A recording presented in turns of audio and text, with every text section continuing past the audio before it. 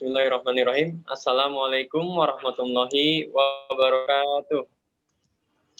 Alhamdulillahirrabbilalamin. Puja dan puja syukur kita panjatkan kehadirat Allah Subhanahu wa Ta'ala.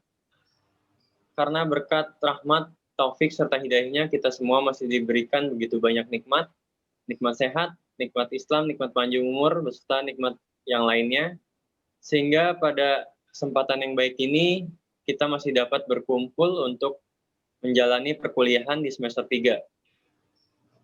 Tak lupa salawat serta salam, marilah kita curah limpahkan kepada junjungan Nabi besar kita, Nabi Muhammad SAW, beserta para keluarga dan para sahabatnya, yang mudah-mudahan kita semua mendapatkan syafaatnya di yaumil akhir nanti.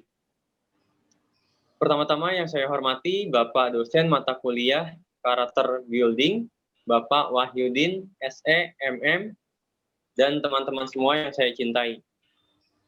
Pada pertemuan 4 kali ini, kami akan mempresentasikan materi di pertemuan 1. Sebelum masuk ke materi, mungkin saya akan mengenalkan rekan-rekan saya terlebih dahulu.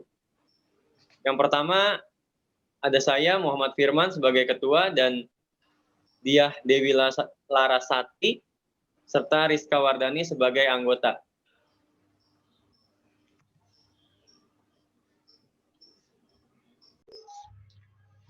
Oke, baik. Yang pertama, saya akan menjelaskan pertemuan pertama di slide 4 sampai dengan slide 9. Dan nantinya setelah ini akan dilanjutkan oleh rekan-rekan saya yang lain. Ya, langsung saja mengenal diri sendiri. Menurut Socrates adalah seorang filsuf dari Yunani, salah satu figur penting dalam tradisi filosofis Barat. Dia mengatakan, mengenal diri sendiri adalah awal mengenal kebenaran.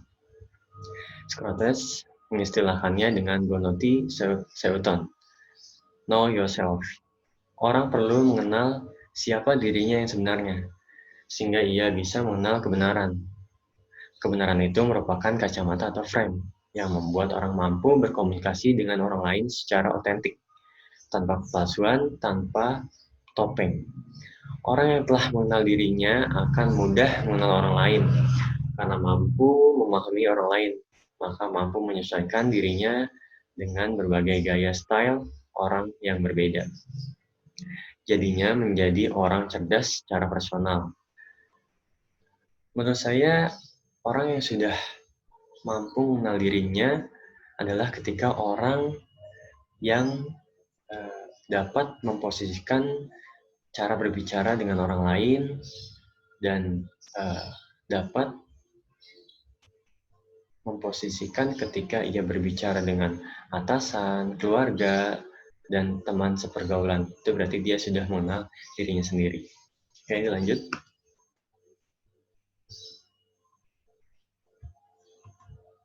Mengenal diri berarti memahami kekhasan fisiknya, kepribadian, watak, dan temperamennya. Mengenal bakat-bakat alamiah yang dimilikinya, serta punya gambaran atau konsep yang jelas tentang diri sendiri dengan segala kekuatan dan kelemahannya. Di sini menurut saya ketika orang sudah dapat mengetahui kekuatan dan kelemahannya, berarti dia sudah mengenal dirinya sendiri, sehingga dia dapat menghadapi apa yang akan terjadi di kemudian hari dan bagaimana cara menghadapinya. Lanjut. Manfaat dan tujuan mengenal diri. Seseorang dapat mengenal kenyataan dirinya dan sekaligus kemungkinannya, serta diharapkan mengetahui peranan apa yang harus dia mainkan untuk mewujudkannya.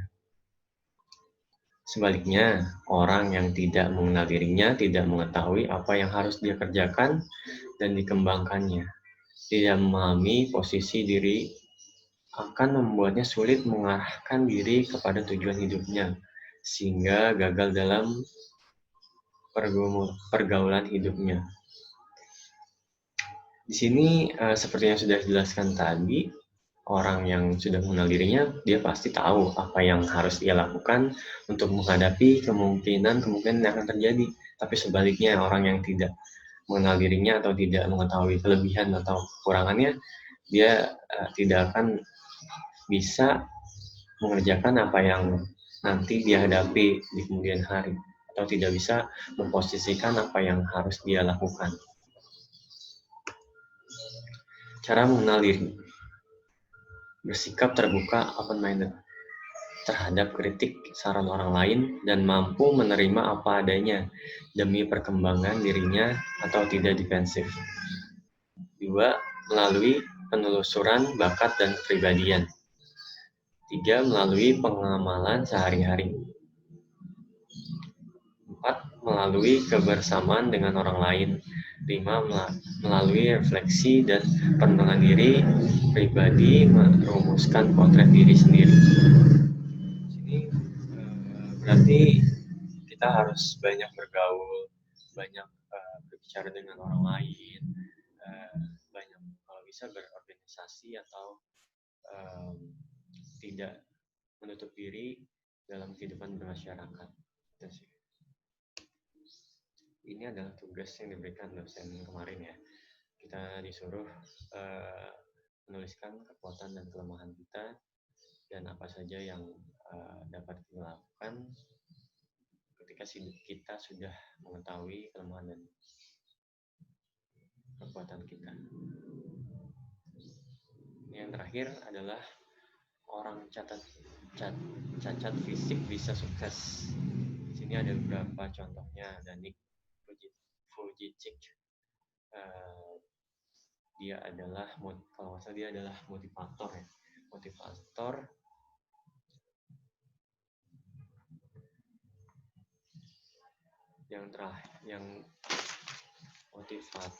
yang terlahir dengan sindrom tetra amelia. Yang kedua adalah Forrest Gump. Ini adalah novel yang difilmkan. Dan yang ketiga adalah Tony Melendez. Dia adalah seorang penyanyi, pemain gitar, komposer, dan penulis. Sini ada catatan bagi dosen mata karakter building dapat menampilkan video supporting. Ini mungkin tugas yang diberikan dosen kemarin ya. Kita disuruh cari film tentang yang bisa memotivasi orang. Mungkin itu yang dapat saya jelaskan.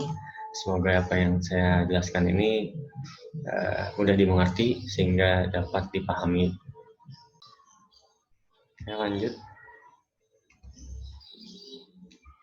Nah, ini adalah contoh cacat fisik bisa sukses. Jadi orang yang sukses walaupun dalam keterbatasan ya. Contoh Nick Vujicic. Dia adalah seorang motivator yang terlahir dalam keadaan sindrom tetra amelia atau cacat genetik. Dan yang kedua adalah Tony Melendez.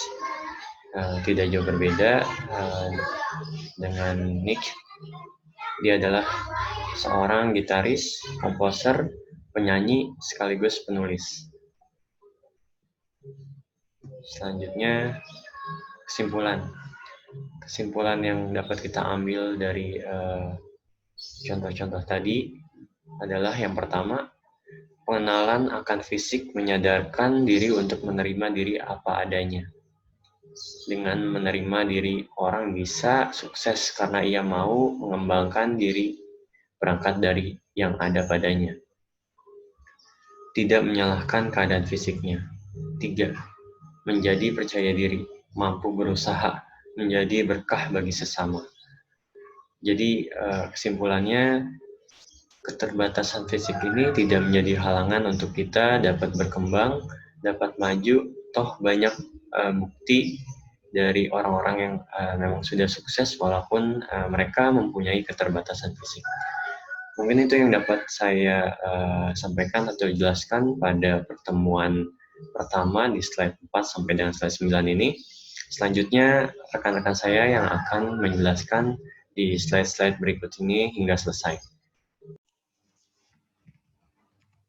Baik, saya akan melanjutkan presentasi dari rekan saya.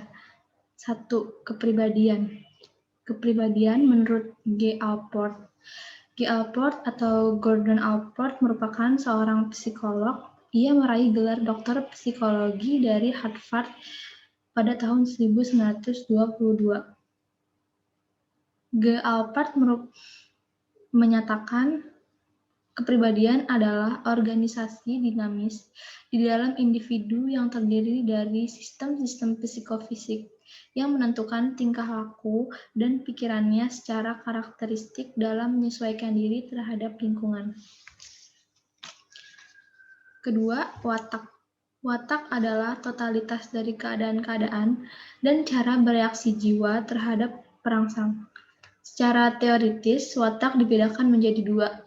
Yang pertama, watak yang dibawa sejak lahir, dan yang kedua, watak yang diperoleh. Jadi, watak adalah karakter, sifat, batin yang mempengaruhi segenap pikiran, perilaku, budi pekerti, dan tabiat.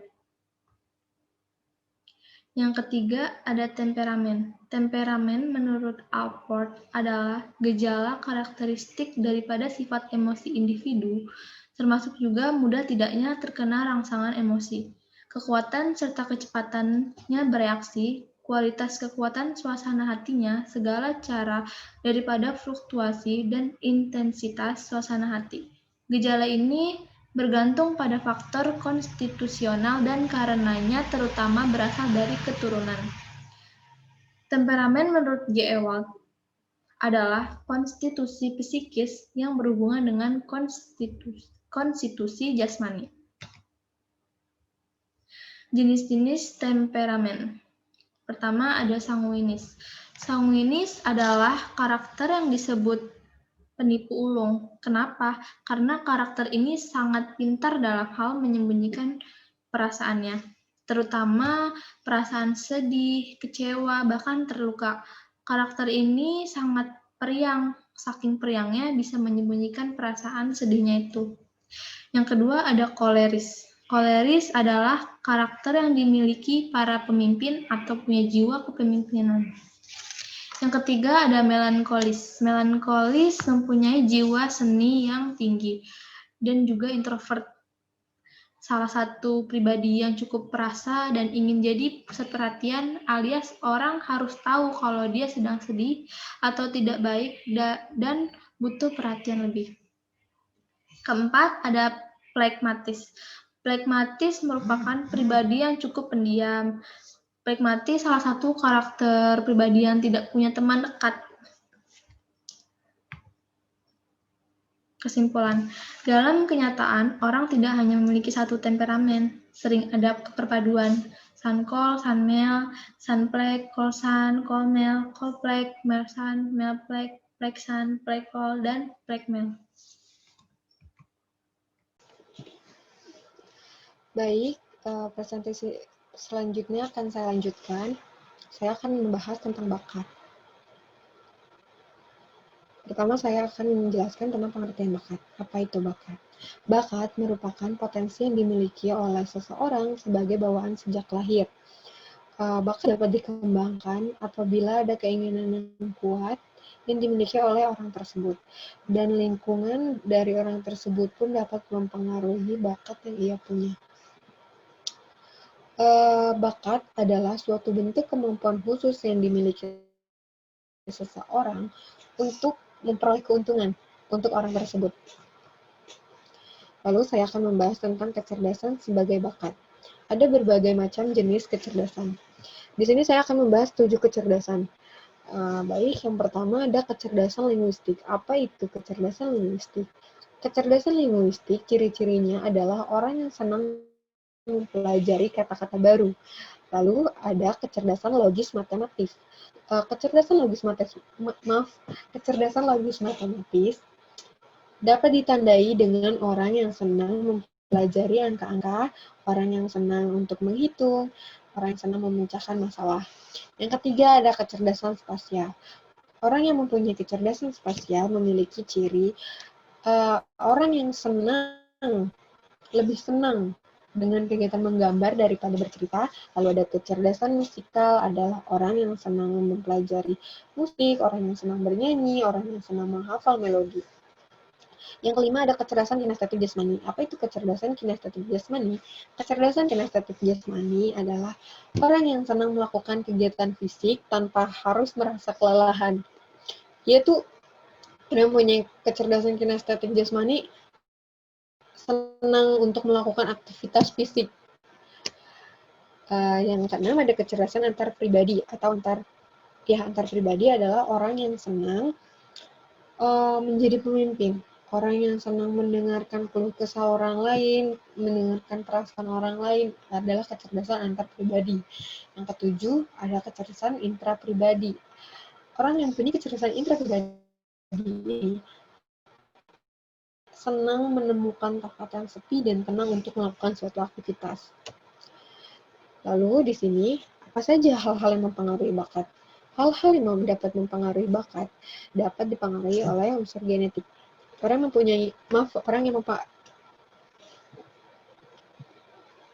yang dapat mempengaruhi bakat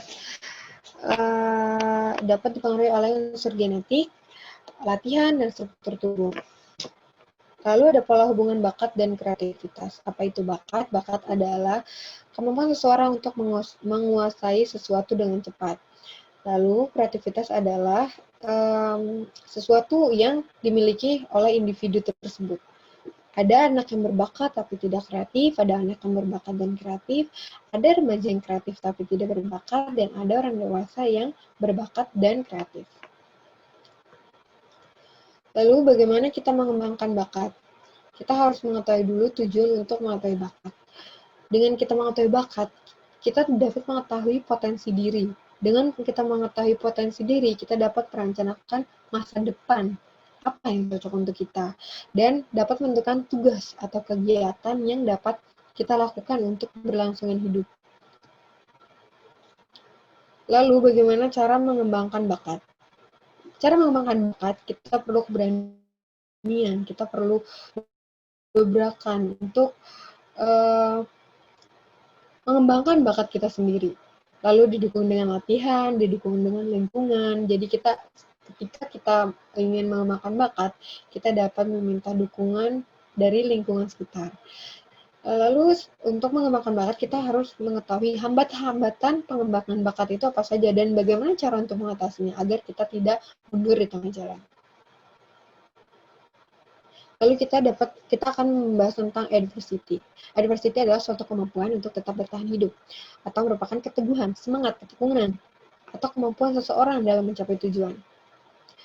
Ada 3 tipe dalam adversity. Ada quitter, adalah tipe orang yang pasrah, orang yang gampang untuk menyerah. Gitu. Lalu ada tipe camper, adalah orang yang masih mau berusaha, tapi dia menikmati hasil yang cukup. Jadi ketika dia mendapatkan hasil tersebut, dia sudah merasa puas. Gitu.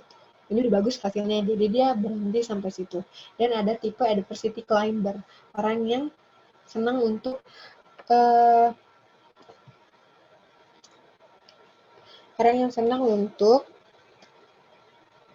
menerima tantangan. Lalu kita akan mengenali spiritualitas. Aspek spiritualitas berhubungan dengan kehidupan manusia sebagai makhluk beriman, demi lebih memahami konsekuensi hidup keagamaannya dalam kehidupan nyata. Jadi, sebagai manusia, kita harus mengenali konsep spiritualitas kita kepada manusia sebagai orang yang beriman.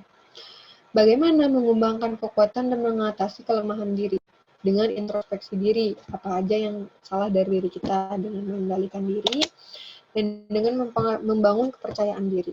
Lalu kita dapat mengenal dan mengambil inspirasi dari tokoh-tokoh teladan. Lalu kita dapat berpikir positif dan optimis tentang diri sendiri. Demikian presentasi dari kami. Mohon maaf bila ada kekurangan dan kesalahan. Billahi taufiq wal hidayah. Wassalamualaikum warahmatullahi wabarakatuh.